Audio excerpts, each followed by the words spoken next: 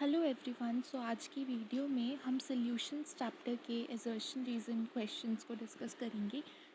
काफ़ी सारे क्वेश्चंस लिए हैं इस चैप्टर से। सबसे पहले हम इसके ऑप्शंस एक बार रीड कर लेते हैं। ए पार्ट में कि असर्शन रीज़न बोथ करेक्ट है एंड रीज़न करेक्ट एक्सप्लेनेशन है असर्शन का। बी पार्ट में कि दोनों करेक्ट हैं but reason is not correct explanation of assertion. And C part में कि assertion is correct but reason is wrong. And D part में कि assertion is wrong but reason is correct. तो इन सारे ऑप्शंस को लेकर हमें ये सारे क्वेश्चंस को सॉल्व करना पड़ेगा।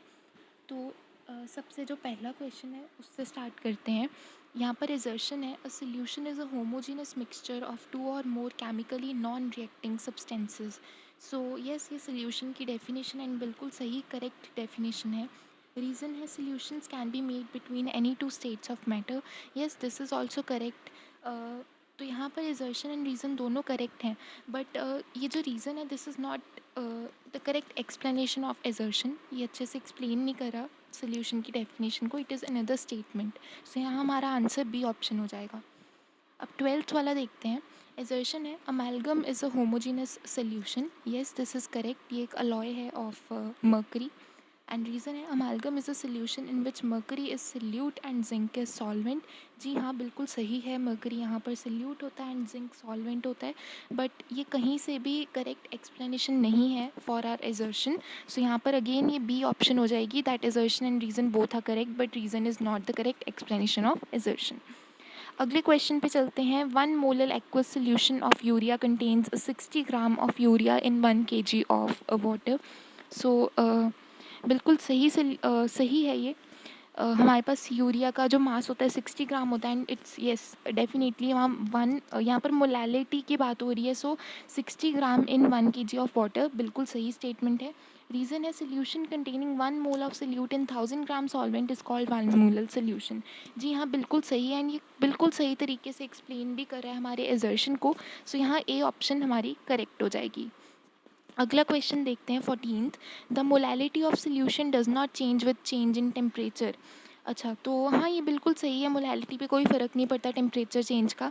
एंड रीज़न है, molality is expressed in terms of moles per 1000 gram of solvent. जी हाँ, बिल्कुल सही है बट ये बिल्कुल भी हमारे असर्शन को एक्सप्लेन नहीं कर रहा है कि क्यों मोलैलिटी पे कोई फ़र्क नहीं पड़ता टेम्परेचर चेंज का। That's why this option, the answer of this question is B part. अब 15th क्वेश्चन देखिए। Dilute solution of benzene and toluene is an ideal solution. तो येस, ये करेक्ट ऑप्शन है। ये आइडियल सोल्यूशन का बहुत अच्छा एग्जांपल है, dilute solution of benzene and toluene. Reason है, benzene and toluene form hydrogen bonding with each other. No, ये सही नहीं है, they don't form hydrogen bonding. यहाँ पर हमारा एजर्शन करेक्ट हो गया बट रीज़न फॉल्स हो गया, तो इसलिए हमारा आंसर सी ऑप्शन होगा। अब चलते हैं 16th पर। असर्शन है, pressure exerted by vapour in equilibrium with a liquid at a given temperature is called its vapour pressure. Yes, ये वेपर प्रेशर की बिल्कुल सही डेफिनेशन है।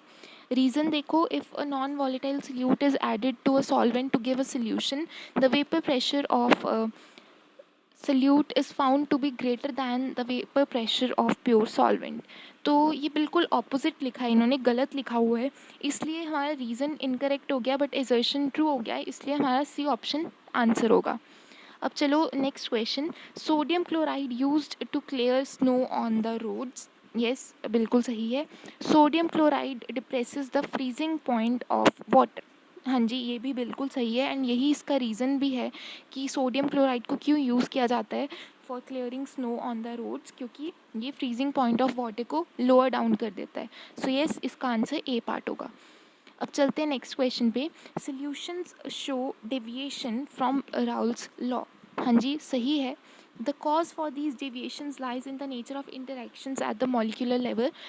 हाँ जी, बिल्कुल सही रीज़न है एंड ये करेक्टली एक्सप्लेन करता है हमारे एजर्शन को कि क्यों ये डेविएशन होती है from Raoult's law. Yes, A option. अगले क्वेश्चन पे चलिए। The vapour pressure of a liquid decreases if some non volatile solute is dissolved in it.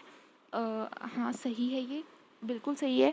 The relative lowering of vapor pressure of a solution containing a non-volatile solute is equal to mole fraction of solute if of the in the solution। हाँ, तो ये सही है but ये reason नहीं है हमारे assertion का, यहाँ बी ऑप्शन हमारा आंसर होगा। Next, osmotic pressure is a colligative property, बिल्कुल सही है। Osmotic pressure depends only on number of particles dissolved in solution. हाँ, ये भी बिल्कुल सही है एंड यही इसका करेक्ट रीज़न है कि ये कॉलिगेटिव प्रॉपर्टी क्यों होती है ऑस्मोटिक प्रेशर। सो इसका आंसर ए ऑप्शन होगा। नेक्स्ट देखते हैं, water boils at 373 Kelvin as vapour pressure at this temperature becomes equal to atmospheric pressure. Yes, ये सही स्टेटमेंट है, बिल्कुल सही स्टेटमेंट है। And vapour pressure of water is less than 1.013 bar at 373 Kelvin. So this is not correct, it's equal. So that's why हमारी reason incorrect है and assertion true है, तो सी आंसर हमारा होगा। 22nd देखें, if a liquid solute more volatile than solvent is added to solvent, the vapor pressure of solution may increase. So yes, ये बिल्कुल सही ऑप्शन लिखी है एंड रीज़न पढ़ें, in the presence of a more volatile liquid solute only solute will form vapours and solvent will not. नहीं, ये तो बिल्कुल गलत है, सॉल्वेंट भी बना सकते हैं वेपर्स, इसलिए हमारी आंसर सी पार्ट होगा, असर्शन ट्रू, रीज़न फॉल्स। अब चलते हैं नेक्स्ट क्वेश्चन पे। If blood cells are placed in pure water they swell and burst. Yes, this is correct. Due to osmosis, movement of water molecules into cell dilutes the salt content. Yes, यही reason भी है इसका, इसलिए हमारा weight due to osmosis movement of water molecules into the cell dilutes the salt content. नहीं, ये हमारा correct reason नहीं है। इंडिविजुअली ये स्टेटमेंट बिल्कुल सही है, बट ये करेक्टली एक्सप्लेन नहीं करता है कि क्यों ब्लड सेल्स को जब हम प्योर वाटर में डालते हैं तो वो स्वेल हो जाते हैं एंड बर्स्ट होते हैं। सो इसलिए हमारा आंसर बी ऑप्शन होगा। अब चलते हैं नेक्स्ट क्वेश्चन पे। Solutions having same osmotic pressure are called isotonic solutions, बिल्कुल करेक्ट स्टेटमेंट है। And then calcium 2 positive and potassium positive ions are responsible for maintaining proper osmotic pressure balance in the cell organisms. So yes, ये correct statement, no, this is not correct statement, इसलिए यहाँ पर हमारा answer होगा C option, assertion true but reason false। अब देखते हैं next question. If more and more non volatile solute is added to solvent, freezing point of solution keeps on becoming higher and higher. No, this is false, it becomes lower, तो इसलिए assertion ही हमारा false हो गया, यानी D option होगी। अब चलते हैं नेक्स्ट क्वेश्चन पे। assertion, when a concentrated solution is diluted by adding more water the number of moles of solution in the of solute in the solution remains unchanged. yes, correct statement है बिल्कुल, इसमें कोई problem नहीं है। Reason है number of moles of solute is equal to product of molarity and volume of solution in litres. Yes, बिल्कुल सही है, मोल्स मोलैरिटी इंटू वॉल्यूम ही होता है, ठीक है बिल्कुल। बट देखो, ये बिल्कुल भी एक्सप्लेन नहीं करता हमारे एजर्शन को, इसलिए यहाँ पर बी ऑप्शन आंसर हो जाएगा। अब नेक्स्ट क्वेश्चन करते हैं। The boiling point of 200 ml of 1 molar urea solution is less than that of 200 ml of 2 molar glucose solution.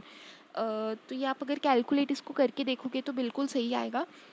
Elevation of boiling point is directly proportional to number of species present in solution. Yes, बिल्कुल सही है and यही reason है हमारे assertion का भी, so A answer आएगा। Next question देखते हैं। Elevation in boiling point and depression in freezing point are colligative properties, बिल्कुल सही। All colligative properties are use for calculation of molecular masses. नहीं, और भी बहुत सारे चीज़ों के लिए यूज़ कर सकते हैं, सिर्फ और सिर्फ कैलकुलेशन ऑफ मॉलिक्यूलर मासेस के लिए नहीं। सो हमारा रीज़न फॉल्स हो गया, एजर्शन ट्रू है, सो सी आंसर आएगा।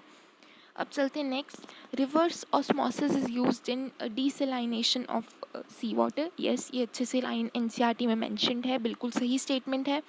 रीज़न है when pressure more than osmotic pressure is applied pure water is squeezed out of sea water through membrane. Yes, बिल्कुल सही है, रिवर्स ऑस्मोसिस को बिल्कुल सही तरीके से एक्सप्लेन करता है एंड यही हमारी एक्सप्लेनेशन भी होगी एजर्शन की। सो यहाँ पर ए आंसर आएगा।